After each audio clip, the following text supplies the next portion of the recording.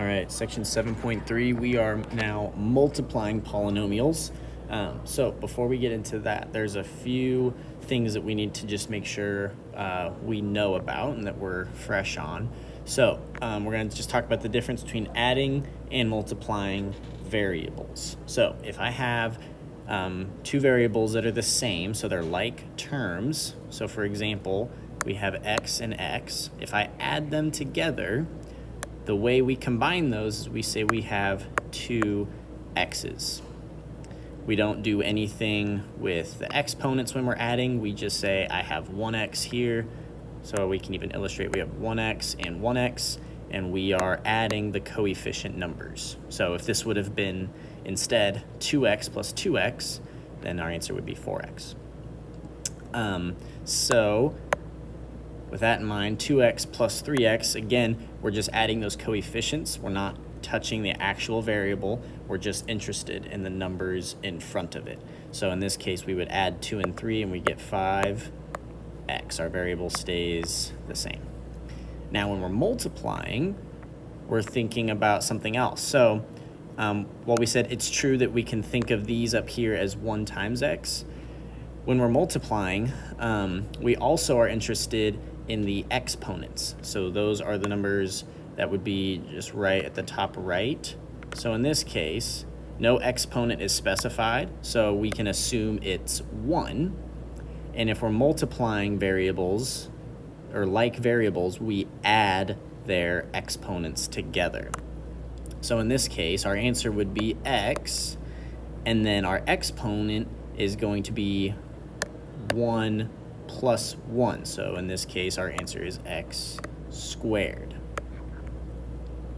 Over here, this gets a little more in-depth because now we also have coefficients. So when we were just adding, we only needed to worry about the coefficients and add those numbers. But when we're multiplying, we first have to think, okay, I have those two coefficients, 2 and 3, so I need to multiply 2 times 3. But then I also need to worry about those x's. So you can think of this as two separate things happening. So the 2 times 3 gets us 6, so that's going to be our new coefficient. And when we take those two x variables multiplied with each other, and again, we would assume that their exponents are both 1, we're adding those two exponents, so we would get x squared. So when we're multiplying, we have to multiply the coefficient numbers and add the exponents of our variables to get our final answer. Okay, let's get this, or let's apply this in some of these problems. So with most of these, we will have to do some distribution. So in this case, I have two binomial terms. So one set of parentheses with two terms being multiplied by another set of parentheses with two terms. Now, the way we distribute this, you may have heard the word FOIL before, and that's helpful, but it's better to think of it as double distribution. And the reason it's double distribution is because I'll take the first term in my first binomial and distribute it to both terms in the second binomial. Then I need to take my second term in the first binomial and also distribute it to both terms in the second binomial. So let's start with the first term. So I'm going to keep these color-coded. So that first term in the first binomial that I'm distributing, I have 2m here times 8m. So I multiply the coefficients. So 2 times 8 is 16. And m times m is m squared. And then I have 2m times minus 6. So we got to keep track. We have a negative and a positive. So this is automatically going to make this term negative. So then 2m times 6. So I just multiply the numbers. Okay, 6 doesn't have a variable, but it is a number. And so I can still multiply the 6 with my 2 and get 12. And then since I have m here, but no m's over here, I just keep that one m that I had. Okay, so that's the red part taken care of. Now for the blue part, I have a positive 1, and I'm multiplying it by 8m. So 1 times anything is just that same thing. So we have plus 8m. And then I have 1 times minus 6. So that will get me minus 6. Now at this point, the last thing I have to do is look for any like terms. So I have 6m squared. I don't have any other terms with that same variable m squared, or sorry, 16m squared. So I'm not going to combine that with anything. I have a minus 12m, and then I also have a plus 8m. So those both have the same variable, so I can combine those. So you can use your calculator. We have negative 12 plus 8. That would simplify to negative 4m. So that's what we're getting when we combine those. And then we have the minus 6, which also doesn't have a like term. So anything without a like term, I'll just bring it down without changing it. And that would be my final answer. So we double distribute our variables, or our terms, and then we combine any like terms that we have, and then write our final answer. So let's try this again over here with problem B. So once again, I'm going to color code this a little bit. So 3r is our first term that we'll distribute, and minus 5 is the second term that we'll distribute. So we'll start with the red. So I'm going to distribute the 3r first. So first I have 3r times 8r. So I'll multiply my coefficient numbers. So that is 3 times 8, which will be 24. Oh, that was a weird 4, 24. And then r times r will be r squared. Then I have 3r times minus 6. So positive 3 times a minus 6, that is going to be minus 18. And then r times, there aren't any r's here, so we just leave our r variable. All right, now moving on to the blue. So I have a negative 5 or a minus 5 that I'm distributing to positive ar. So you can use your calculator if you need to. Minus 5 times positive 8 is minus 40, and then we keep the 1r variable. And then we have minus 5 times minus 6. This is going to get us plus 30, because we have a negative times a negative. Now I'm just looking for any like terms that I have.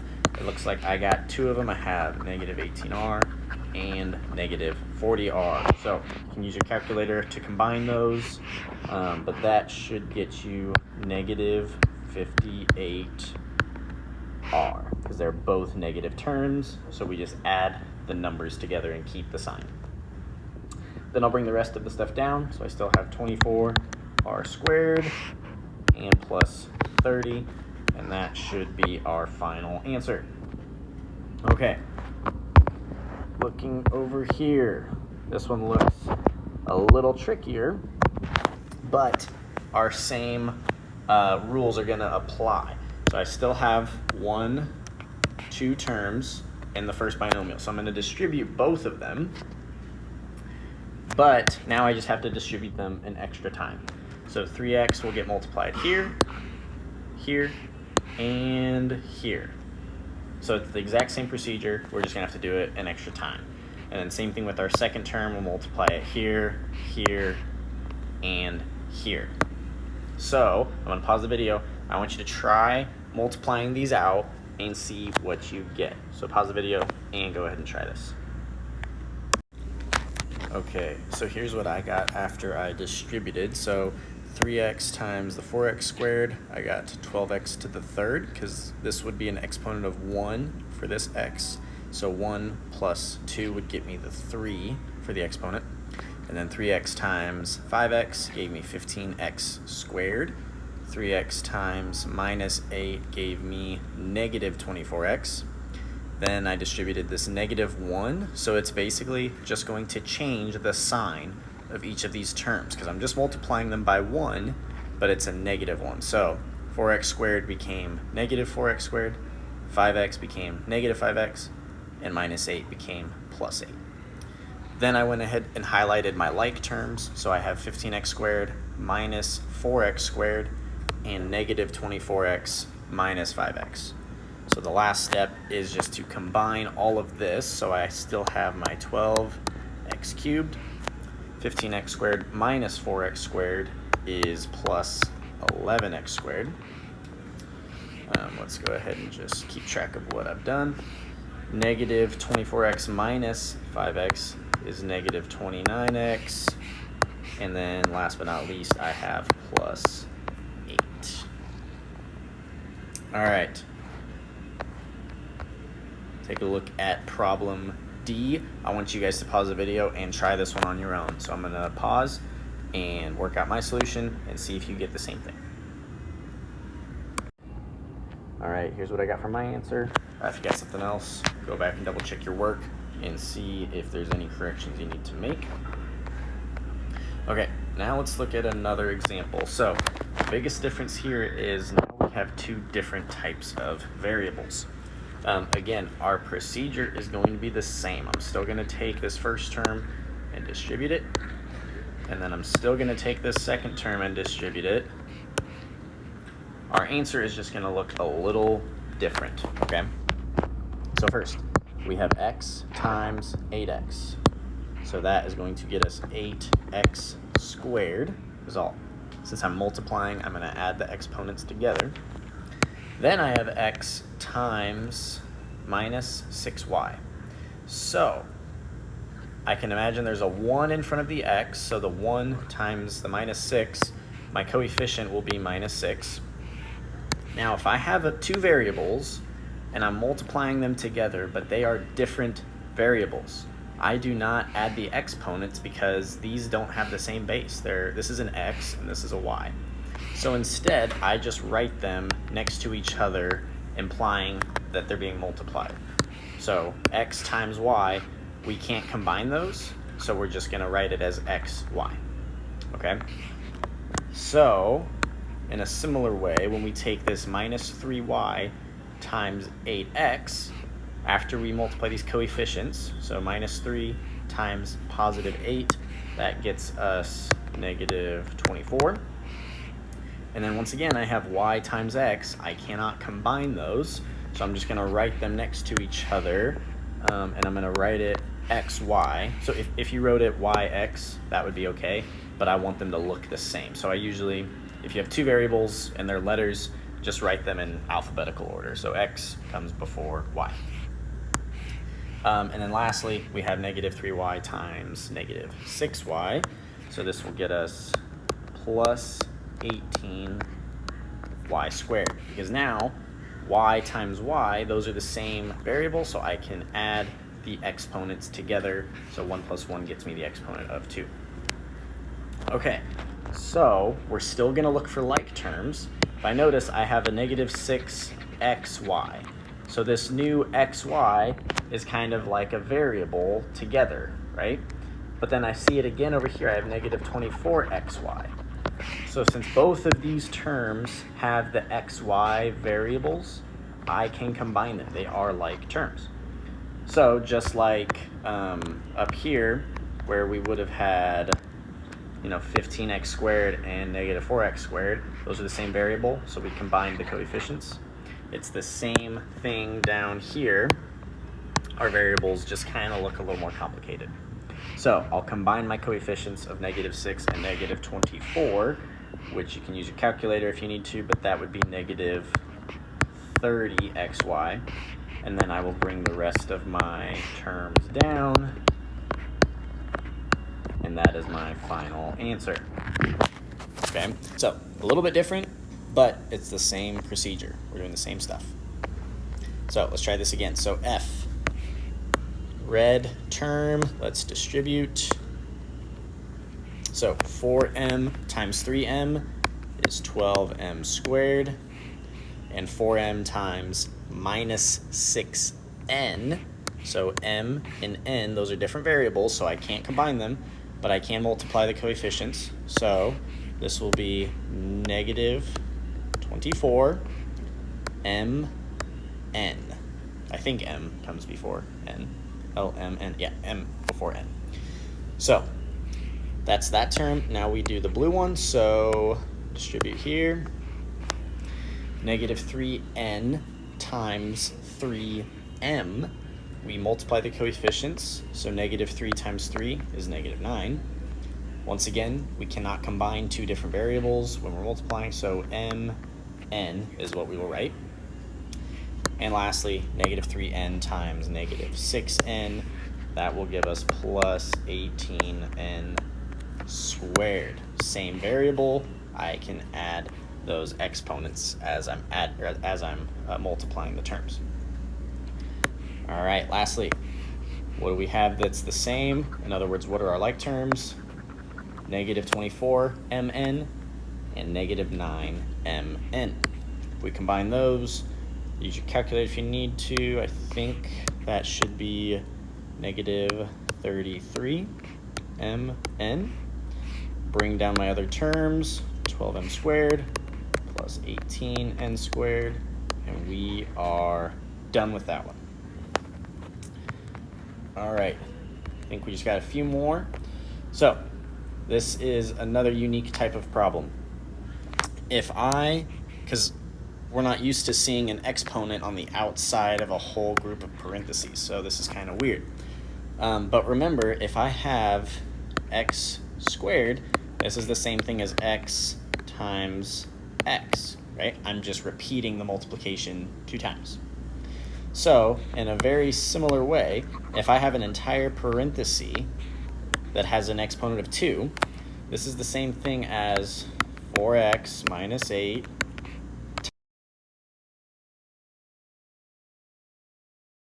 times 4x minus 8. Okay, so I'm just taking what's inside the parenthesis, and if it's squared, then I'm going to say, all right, I'm taking this times itself, and this is how we do it. And now this looks exactly like the process we've been doing, the double distribution. So, with that in mind, I'm going to pause the video, and I want you to finish solving problem G. Okay, you might have noticed after you distribute that your like terms, we have negative 32x and another negative 32x. So that's kind of interesting, but we're just going to combine those. So that would give us negative, I keep using the highlighter, negative 64x, and then we'll bring the rest of our stuff down. So 16x squared and plus 64. Okay, so problem H is extremely similar. We're taking an entire set of parentheses and we're raising it to the power of 2. So you're going to solve it, very similar process to this previous one. So go ahead, pause the video, try this one on your own, and then unpause to see my solution. All right, here's what I got. You might notice I flipped my answer a little bit. So by the time I was done combining my like terms, this was my answer. But it is best, kind of like we said in the previous section, we want to write our answer with our terms in descending order with the variables and the exponent number. So 49k squared, that's the largest exponent degree. And so I want that term first, and then 112k, and then 64, which doesn't have a variable. So this is the proper way to write your answer. Again, I'm not going to be extremely picky as long as you do your math correct. If this was your final answer, that is okay. But it's good to make a practice out of this, especially as you get higher in your math classes. All right. Whoops. Let's do problem I together. So I have first term here, 5p. Let's distribute. So I have 25p squared plus 10p. And then I have negative 2 being distributed, so this will be negative 10p minus 4.